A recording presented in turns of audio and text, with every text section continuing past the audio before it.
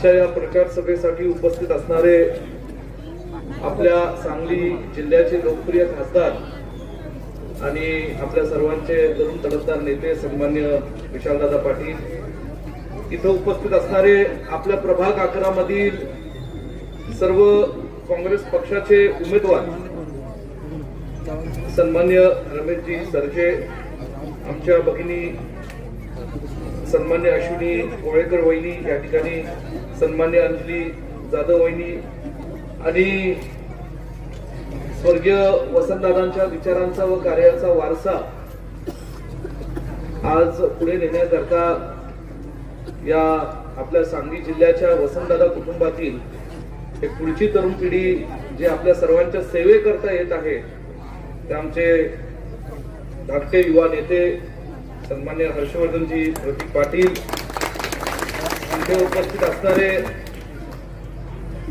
ज्यांचं मनोगत आपण ऐकलं, आपल्या सर्वांचे ज्येष्ठ नेते ज्यांनी या परिसरामध्ये अत्यंत चांगलं काम गेले अनेक वर्षांपासून केलेलं आहे, असे आदरणीय देवानंद बापू शिंगरे, सन्मान्य विलासजी सरजे, सन्मान्य सुरेशजी आटपाडे, सन्मान्य रोगजी बालदार, सन्मान्य हरिभाऊ माने, सन्मान्य दादासाहेब शिंदे, सन्मान्य श्रीकांत साठे, सन्मान्य शीतल खरात मॅडम, सन्मान्य विनायक गोळेकर, सन्मान्य अक्षयजी, सन्मान्य मनोजजी शिंदे, सन्मान्य बबलूजी, अजितजी जाधव, सतीशजी गोंडे, मंदा अनकुटे, संजय पाटील, अमित पारेकर आणि ज्यांनी तुमच्या सर्वांच्या साक्षीने आणि विशाल दादांच्या शुभ हस्ते काही दिवसांपूर्वी आपल्या काँग्रेस पक्षामध्ये प्रवेश केला, असे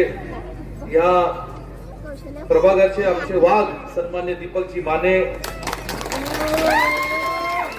त्यांच्या सौभाग्यवती सन्मान्य आमच्या वहिनी प्रतिभा दीपक माने, आमचे दुसरे वाघ सन्मान्य अक्षयजी पाटील, नितीनजी कांबळे, विक्रमजी शिंदे, प्रशांतजी शेळके, प्रतीक पाटील, उपस्थित सर्व आपल्या सांगलीचे माजी महापौर व या विभागाचे माजी नगरसेवक सन्मान्य किशोरजी शहा, आमच्या समोर बसलेले आमचे सहकारी आणि ज्येष्ठ नगरसेवक सन्मान्य उमेशजी पाटील, समोर बसलेल्या सर्व आमच्या माता भगिनी, मोठ्या संख्येने उपस्थित असणारे या परिसरातील या प्रभागाचे नागरिक, ज्येष्ठ वडीलधारी मंडळी, सर्व तरुण कार्यकर्ते आणि बंधू भगिनी, आज प्रथमतः दीपकजी माने, त्यांच्या सुविद्य पत्नी अक्षय आणि त्यांचे अनेक सहकारी नितीनजी असतील, विक्रम शिंदे असतील, प्रशांत प्रतीकजी असतील, या सर्वांनी आज आपल्या सर्वांच्या साक्षीने काँग्रेस पक्षामध्ये जो प्रवेश केलेला आहे त्याबद्दल मी काँग्रेस पक्षाच्या वतीने त्यांचं मनापासून स्वागत करतो आणि काँग्रेस पक्षामध्ये जो प्रवेश केला त्याबद्दल आपल्या सर्वांच्या वतीने त्यांचे मनापासून आभारी मानतो. काही दिवसांपूर्वी जेव्हा निवडणुकीचा अर्ज भरण्याचा शेवटचा दिवस होता, त्या दिवशी भारतीय विद्यापीठाच्या आमच्या त्या गेस्ट हाऊस मध्ये बसून मी विशालजी शेवटचे सगळे एबी फॉर्म काँग्रेस पक्षाच्या उमेदवारांना देत होतो. विशालजींनी मला सांगितलं की प्रभाग क्रमांक 11 मधील एका नेत्याला तुम्हाला भेटायचं. म्हणलं हरकत नाही, आणि त्यांनी मग 5 मिनिटांमध्ये दीपकजींचा माझा परिचय करून दिला आणि सगळा इतिहास मला सांगितला की कसं दीपकजी माने त्यांचे सर्व सहकारी गेले 10 ते 12 वर्षापासून त्यांच्या जुन्या पक्षाचं अत्यंत प्रामाणिकपणे काम करत होते, निष्ठेने काम करत होते, परंतु पक्षाच्या कार्यकर्त्याला कसं त्यांनी बाजूला या ठिकाणी ढकललं आणि काही नेत्यांच्या आणि काही इतर कार्यकर्त्यांच्या स्वार्थ डोळ्यासमोर ठेवून आज अशा निष्ठावान कार्यकर्त्याला बाजूला सारून दुसऱ्या कुठल्या तरी माणसाला उमेदवारी दिली. त्यांचं मनोगत मी अत्यंत बारकाईने ऐकत होतो आणि पाहत होतो की त्यांच्या भावना सुद्धा व्यक्त करत असताना त्यांचं मन असं जड झालेलं होतं, ते थोडं घाईवरून गेलेले होते. कारण जुने जे काही त्यांच्या आठवणी ते सांगत होते की भाजपच्या कार्यकर्ता असताना सुद्धा सन्मान्य विशालजींनी त्यांना कसा सन्मानाची वागणूक दिली, कसं प्रेमाची वागणूक दिली, आणि ही प्रेमाची वागणूक देण्याची संस्कृती आणि परंपरा हीच काँग्रेस पक्षाची आणि हीच वसंतदादा कुटुंबाचे, हे मला आपल्या सर्वांना या ठिकाणी सांगायचं.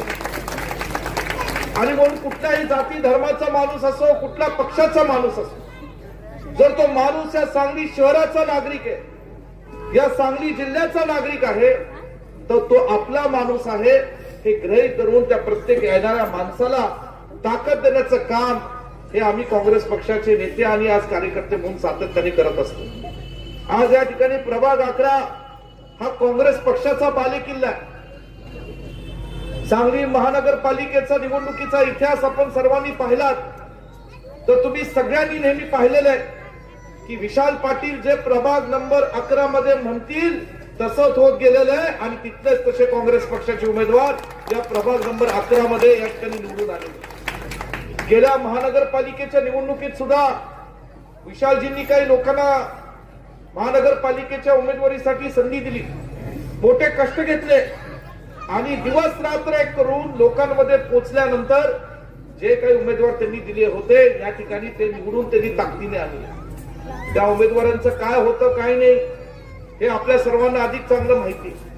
त्यातील काही लोक हे विशाल बरोबर या ठिकाणी अत्यंत प्रामाणिकपणे काँग्रेस पक्षाच्या सोबत या ठिकाणी राहिले. त्यातली काही मंडळी स्वतःच्या स्वार्थापोटी पक्ष सोडून गेले. परंतु विशालराव, तुम्हाला मी आज वचन देतो की ह्या प्रभाग क्रमांक 11 मधील लोक ही स्वाभिमानी लोक आहेत.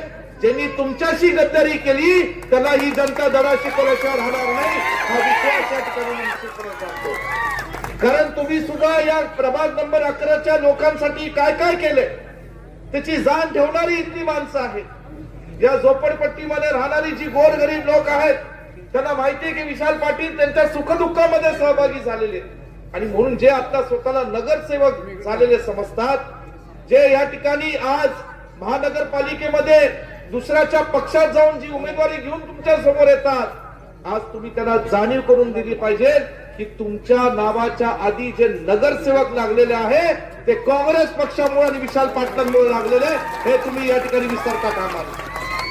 आणि म्हणून ही निवडणूक येणाऱ्या 15 तारखेची फार महत्वाची. कुणी या ठिकाणी आज तुम्हाला सांगत असेल त्या पक्षाचे उमेदवार की देशात आमची सत्ता आहे, राज्यात आमची सत्ता आहे, प्रचंड निधी या ठिकाणी आम्ही निवडून आलो. काय निधी तुमच्या प्रभागात देऊ, सांगली शहरासाठी.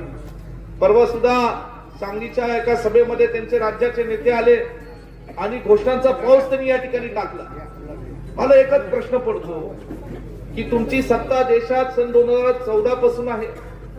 महाराष्ट्रामध्ये तुमची सत्ता सन 2014 ते 19 होती. मध्यंतरी 2-2.5 वर्ष महाविकास आघाडीची सत्ता आली, परत तुमची सत्ता आली.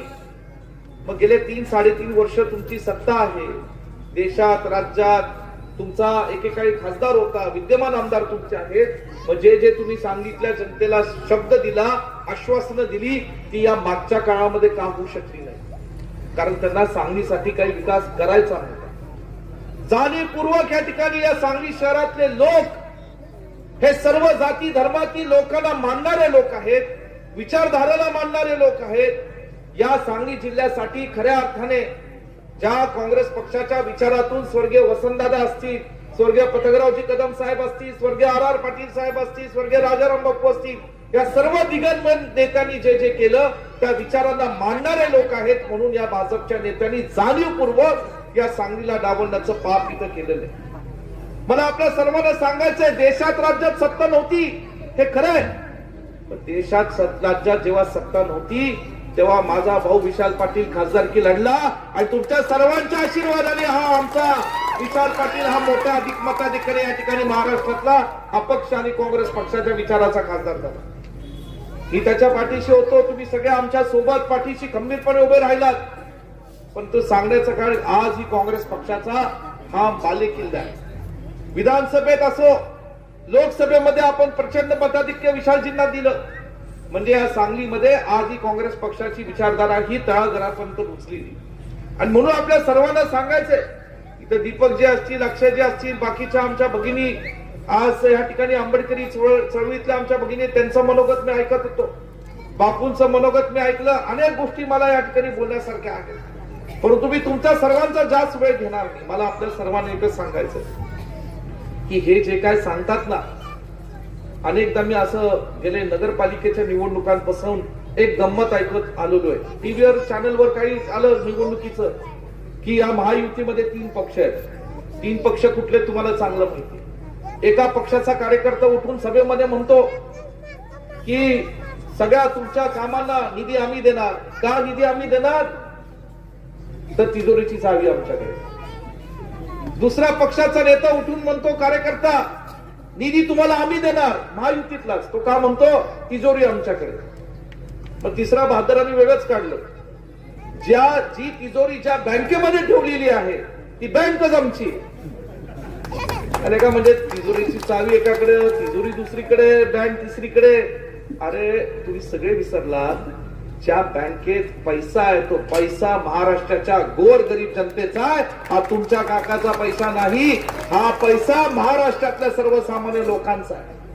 आणि म्हणून जर या शहराच्या विकासासाठी सरकारच्या माध्यमातून पैसे जर येणार असतील तर त्यांना कायद्याने द्याव्या लागतात. हे आपल्या हक्काचे पैसे, कोण कुणाच्या खिशातले पैसे देत नाही.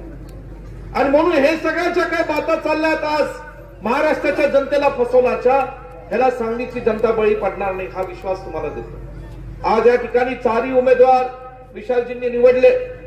जेव्हा आम्ही या ठिकाणी उमेदवारांच्या निवडी बाबतीत आम्ही चर्चा करत होतो, त्यांनी मला माहिती दिली. मी म्हटलं मला कशाला माहिती देताय, प्रभाग क्रमांक 11 तर विशालराव तुमचा आहे आणि तुम्ही जो उमेदवार तिथे द्याल, तुम्ही जरी दगड जरी उभा केला तरी त्या ठिकाणी दगड निवडून आणण्याची ताकद ही या प्रभागातल्या लोकांमध्ये आणि विशाल पाटलांमध्ये, ह्याच्यात काही कुणाचं दुमत नाही. आणि म्हणून मला आपल्या सर्वांना विनंती करायची, मी विश्वजित कदम म्हणून आज पलूस कडेगावचा जरी आमदार असलो, या जिल्ह्यातला जरी काँग्रेस पक्षाचा कार्यकर्ता असलो, तरी मी तुम्हाला तळमळीने विनंती करणार आहे. कारण महानगरपालिकेमध्ये आज 2 काँग्रेसचे नेते म्हणून आम्ही एकटे ही खिंड लढतोय. आम्ही लढतो कारण तुम्ही आमच्या पाठीशी उभे आहात. तुमचा आशीर्वाद आमच्या पाठीशी. सर्वसामान्य लोकांपर्यंत विकास पोहोचला पाहिजे, त्यांच्या सुखदुःखापर्यंत सहभागी झालं पाहिजे, म्हणून आम्ही ही लढाई लढतोय. आणि म्हणून आपल्या सर्वांना सांगायचं की जेव्हा महानगरपालिकेचा निकाल 16 तारखेला होईल, मगाशी कुणीतरी उल्लेख केला की 11 नंबरच्या सर्व उमेदवारांच्या या ठिकाणी गुलाल पडेलच, पण तुमचा गुलाल हा माझ्यावर पडला पाहिजे अशी नम्रपणे विनंती या ठिकाणी मी आज करायला या ठिकाणी आलो. 11 नंबरचा गुलाल या ठिकाणी मला पाहिजे. तुम्ही सगळे देणार का? तेवढं द्या. आणि पुढे तुम्हाला जे जे द्यायचंय त्याला विश्वजित कदम आणि विशाल पाटील जबाबदार राहतील, हा निश्चितपणे तुम्हाला देईल. आणि मग कोण कुठे दहशत करता ह्याच्या या ठिकाणी काळजी करू नका. तुम्ही अजिबात, आता काय तुम्ही सगळे टायगर मंडळी आहात आणि पुन्हा दहशत करायला चुकून आलं तर त्यांना सांगा आता 2 धुरंधर विश्वजित कदम आणि विशाल पाटील सुद्धा इथं आहेत. म्हणून या ठिकाणी आता आपली दहशत या वॉर्डामध्ये चालणार नाही. आणि कुणी करण्याचा प्रयत्न केला तर आम्ही खपून घेणार नाही. जसं तसं या ठिकाणी उत्तर दिलं जाईल हे या ठिकाणी मी तुम्हाला सांगतो. आणि म्हणून या सर्व जाती धर्मातील चांगल्या कुटुंबातले 4 उमेदवार आम्ही दिले. आज आमचा हर्षवर्धन पाटील आज विशालजींच्या नेतृत्वाखाली आज अत्यंत चांगलं काम करण्याचा प्रयत्न करण्यासाठी तुमचा आशीर्वाद घेण्याकरता आलाय. तरुण कार्यकर्ता आहे, त्याच्यामध्ये एक उमेद आहे, जिद्द आहे, त्याला काहीतरी आपली सेवा करायची. आणि म्हणून आपण सगळ्या या 4च्या 4 उमेदवारांना आशीर्वाद द्या, त्यांच्या पाठीशी खंबीरपणे उभे राहा. आणि पुन्हा एकदा महानगरपालिकेच्या माध्यमातून या संजय नगर आणि प्रभाग क्रमांक 11 मधील आपल्या सर्वसामान्य गोरगरिबांची सेवा करण्याकरता या ठिकाणी त्यांना संधी द्या. आज पूजा वहिनी सुद्धा इथं बसलेल्या आहेत, त्याही आपल्या भगिनी आणि आज समोर बसतात. मलाच खरं गडबडलं, मी म्हणलं विशालराव त्यांना वर बसवा, तर ते म्हणले नाही. ते म्हणले मी म्हणालो वर बसवा. सांगितलं आपलं भांडण लावत नाही पण सांगितलं, कारण वहिनीचा स्वभावच तसा आहे. वहिनी सुद्धा आज सर्वसामान्य लोकांमध्ये रोज सकाळपासून दिवस रात्र मेहनत करणारी आमची बहीण आहे. आणि त्या बहिणी बाबतीत सुद्धा आम्हाला मनापासून या ठिकाणी अभिमान आहे. आणि म्हणून या ठिकाणी आज आपल्या सर्वांना मला सांगायचं की हा प्रभाग क्रमांक 11चा गुलाल हा आम्हाला सर्वात महत्वाचा आहे सांगली महानगरपालिकेमध्ये. आणि हा तुम्ही द्यायचा आहे. आणि ज्या दिवशी तुम्ही द्याल, मी सांगितलं विशालजी तर तुम्हाला जबाबदार आहेतच, पण विश्वजित कदम सुद्धा आता त्याच्या खांद्याला खांदा लावून प्रभाग 11च्या या ठिकाणी तुम्हाला जबाबदारी एवढं बोलतो. आणि आज तुम्ही सगळेजण मोठ्या संख्येने इथं जमलात. ज्यांनी काँग्रेस पक्षामध्ये प्रवेश केला त्यांना मी आश्वासित करतो की तुम्हाला जुन्या पक्षासारखं आम्ही वाऱ्यावर सोडणार नाही. आम्ही तुमच्या पाठीशी खंबीरपणे उभं राहू आणि तुम्हाला ताकद देऊ. एवढा निश्चितपणे आज या ठिकाणी शब्द देऊन थांबतो. जय हिंद, जय महाराष्ट्र.